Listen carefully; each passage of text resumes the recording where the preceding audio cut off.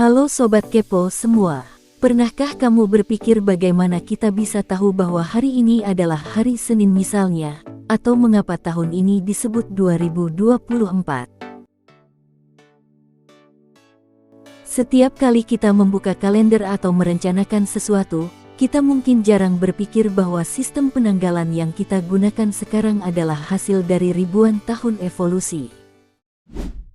Sejarah penanggalan adalah kisah menarik tentang bagaimana manusia mengamati alam, menyesuaikan waktu dengan peristiwa penting, dan bahkan menyesuaikan diri dengan perubahan politik dan agama. Di masa lalu, kalender tidak hanya berfungsi untuk menghitung hari atau bulan, tapi juga sebagai panduan dalam pertanian, perdagangan, hingga ritual keagamaan. Penanggalan yang kita gunakan hari ini sangat dipengaruhi oleh peradaban kuno dan para ilmuwan yang terus mengutak-atik cara terbaik untuk melacak perjalanan waktu. Dalam video ini, kita akan menelusuri perjalanan kalender dari masa Mesir kuno hingga kalender Masehi, atau Gregorian, yang menjadi standar internasional saat ini. Mari kita mulai dari sejarah penanggalan di masa-masa awal, di mana manusia pertama kali mencoba memahami waktu melalui pengamatan bintang dan musim.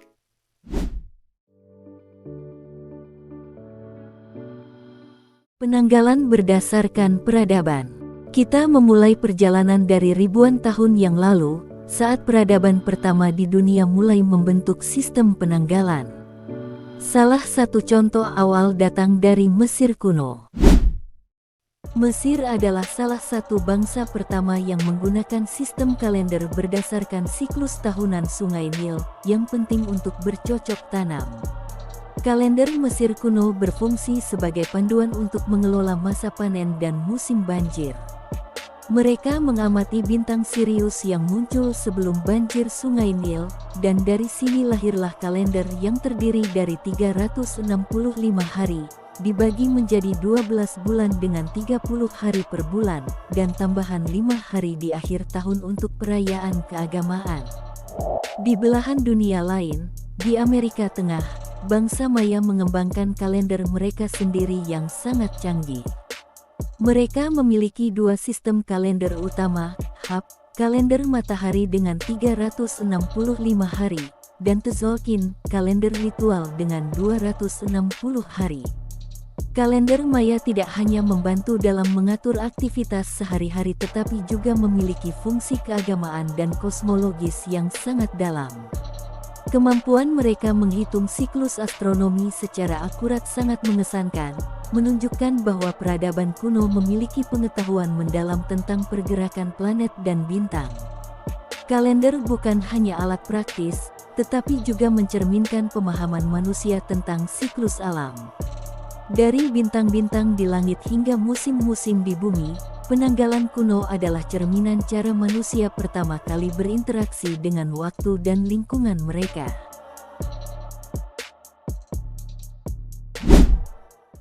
Kalender Romawi dan awal kalender Masehi. Di Eropa, penanggalan yang kita kenal sekarang dimulai dengan kalender Romawi. Namun, pada awalnya, kalender Romawi sangat berbeda dari yang kita kenal sekarang. Kalender Romawi pertama hanya memiliki 10 bulan, dimulai dari bulan Maret dan berakhir di bulan Desember. Bulan Januari dan Februari sebelumnya tidak ada dalam versi awal ini, membuat kalender tersebut tidak sesuai dengan musim dan siklus matahari. Maka, setiap tahun para pemimpin Romawi harus menambahkan hari secara manual untuk menyelaraskan kalender dengan musim yang ada, tapi metode ini tidak teratur dan seringkali menimbulkan kekacauan. Masalah ini semakin terasa hingga akhirnya pada abad pertama sebelum Masehi, Julius Caesar, seorang pemimpin Romawi yang sangat berpengaruh, memutuskan untuk melakukan reformasi besar pada sistem penanggalan. Pada tahun 45 sebelum Masehi, Julius Caesar memperkenalkan kalender Julian yang berbasis pada perhitungan matahari seperti yang digunakan di Mesir kuno. Dengan bantuan astronom Sosigenes, ia menetapkan tahun dengan panjang 365 hari, dengan tambahan 1 hari kabisat setiap 4 tahun untuk menyelaraskan kalender dengan musim.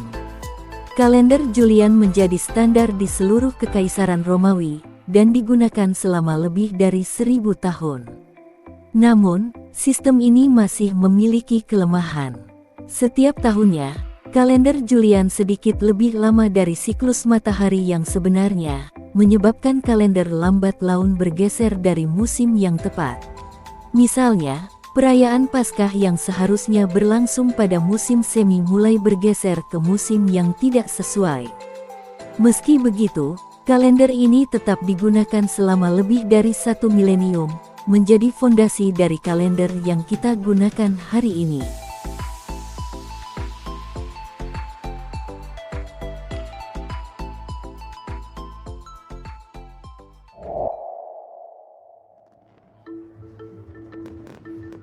Munculnya kalender Masehi atau Gregorian. Masalah yang disebabkan oleh kalender Julian terus membesar seiring berjalannya waktu. Pergeseran beberapa menit setiap tahun mungkin tampak tidak signifikan, tetapi selama berabad-abad, hal itu menyebabkan perubahan besar pada musim dan hari-hari penting, terutama dalam konteks keagamaan. Misalnya, Paskah, yang seharusnya dirayakan pada musim semi, mulai bergeser ke musim yang tidak sesuai. Kekacauan ini memicu protes dari para pemimpin agama dan menjadi isu penting di kalangan Kristen Eropa. Pada akhirnya, reformasi besar dilakukan oleh Paus Gregorius ke-13 pada tahun 1582. Dia mengeluarkan dekret yang mengubah sistem penanggalan dengan menghilangkan 10 hari dari bulan Oktober tahun itu. Jadi, tanggal 4 Oktober tahun 1582 langsung dilompati menjadi tanggal 15 Oktober. Reformasi ini dilakukan untuk mengembalikan kesejajaran kalender dengan musim astronomi. Inilah awal dari kalender Gregorian, atau yang kita sebut sebagai penanggalan Masehi. Kalender Gregorian memperkenalkan aturan baru untuk tahun kabisat. Setiap 4 tahun tetap ada tahun kabisat, kecuali untuk tahun-tahun yang merupakan kelipatan 100 tetapi bukan kelipatan 400. Jadi, tahun 1600 dan 2000 adalah tahun kabisat, tetapi 1700, 1800, dan 1900 tidak. Reformasi ini membuat kalender lebih akurat dan selaras dengan siklus matahari yang sebenarnya. Namun, adopsi kalender Gregorian tidak serta-merta diterima oleh semua negara. Di Eropa, negara-negara Katolik langsung menerima kalender baru ini, tetapi negara-negara Protestan, seperti Inggris, baru mengadopsinya pada tahun 1752, lebih dari 150 tahun kemudian.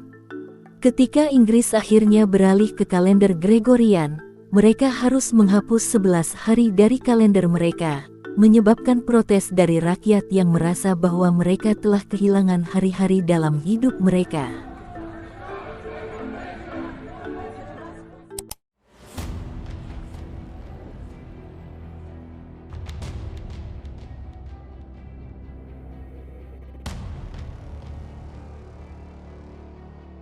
Modernisasi kalender dan globalisasi.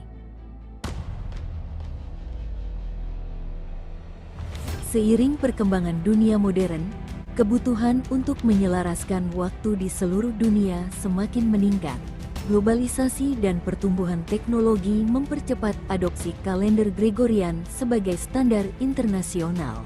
Ini penting terutama untuk perdagangan, komunikasi, dan koordinasi antar negara. Kalender ini memungkinkan kita untuk memiliki sistem penanggalan yang konsisten di seluruh dunia. Namun, di beberapa negara, kalender tradisional masih digunakan untuk keperluan budaya dan agama. Misalnya, di Jepang, meskipun negara ini menggunakan kalender Gregorian secara resmi, mereka juga menggunakan kalender berdasarkan era kekaisaran. Terima kasih sudah menyaksikan video ini hingga akhir. Jangan lupa untuk terus mendukung channel ini dengan like, komen, dan subscribe. Aktifkan juga lonceng notifikasinya, supaya kamu tidak ketinggalan video terbaru dari kami. Sampai jumpa di video berikutnya. dan mari terus mencari wawasan baru bersama Sobat Kepo.